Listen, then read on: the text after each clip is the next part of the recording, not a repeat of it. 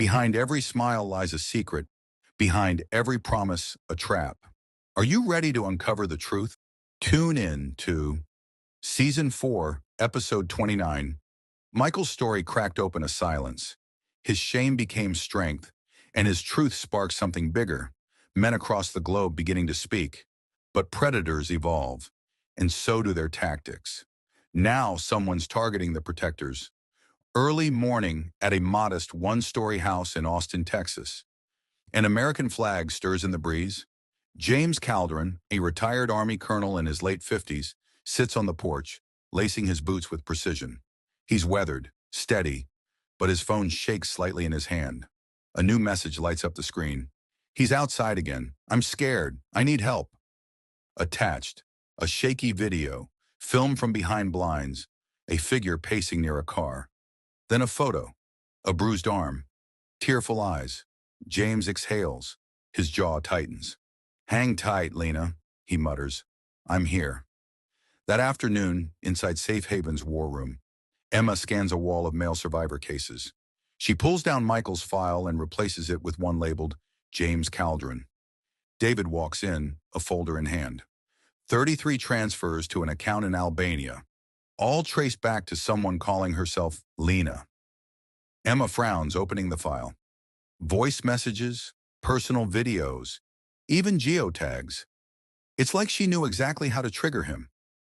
Ethan walks in and hears the last part of their conversation. He pauses. His face changes, tight, like something hit a nerve. They always know exactly what to say, he says quietly. Emma looks at him closely. You okay? Ethan doesn't answer. His eyes stay on the files, but his mind is somewhere else. Emma doesn't press him, just leaves the coffee and quietly steps toward the other side of the space, where another kind of silence is about to break. Just a few feet away, in the same room now dressed for testimony. James sits across from Amara. He's stiff, guarded, but his eyes betray exhaustion. You think I'm a fool, he says. A decorated officer, conned by a woman with a sob story. Amara's voice is calm. I think you're a man who was taught to protect, and someone weaponized that instinct. James stares at the floor. She called me her guardian angel, sent pictures of her kid, said the cops wouldn't help her. She made me believe I was saving them. Flashback. Weeks earlier, James's house. A cluttered living room, empty whiskey bottles, receipts, and a glowing laptop screen filled with chat messages. Lena's words flash across the screen. He came again last night. The baby's sick. We're running out of options. James, you're all I have left. James types, I'll send more. Just tell me you're safe.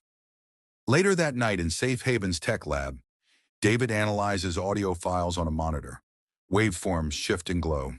Emma stands beside him. These clips, David mutters, aren't from the same woman. The accent shifts mid-sentence. Emma leans in. They're not real. They're building her voice from other victims. David nods. They're mixing them, AI stitched, pain on demand.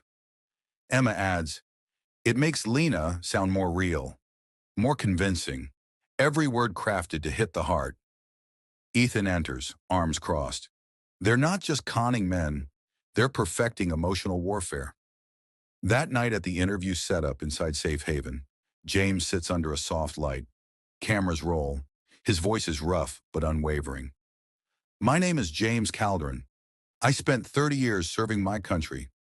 I thought I'd seen every kind of war. But this was personal. He pauses.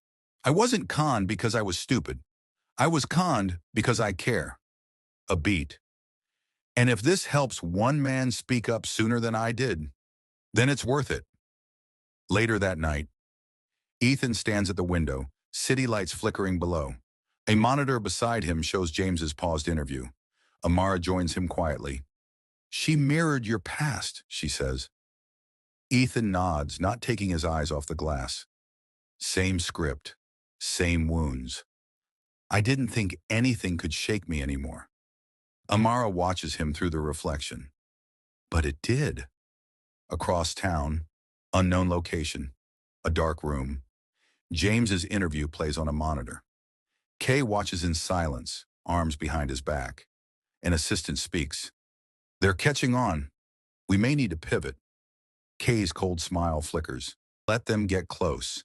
Let them feel brave. And when they do, he presses a button, cutting the video. We'll be ready. The next morning, just after dawn, sunlight barely cuts through Safe Haven's glass panels. The building is quiet. Ethan sits alone, watching James's interview on loop. His face is pale, hollow. He rewinds the moment where James realizes the bruises were staged. Watches it again. Emma enters, gently placing a coffee beside him. You didn't sleep. Ethan keeps his eyes on the screen. I don't need to. Emma sits beside him. You're not just watching him. You're seeing yourself. Ethan looks up. Yeah, and I'm trying to figure out if I'd fall for it all over again. Coming up next, finale of Season 4, Episode 30.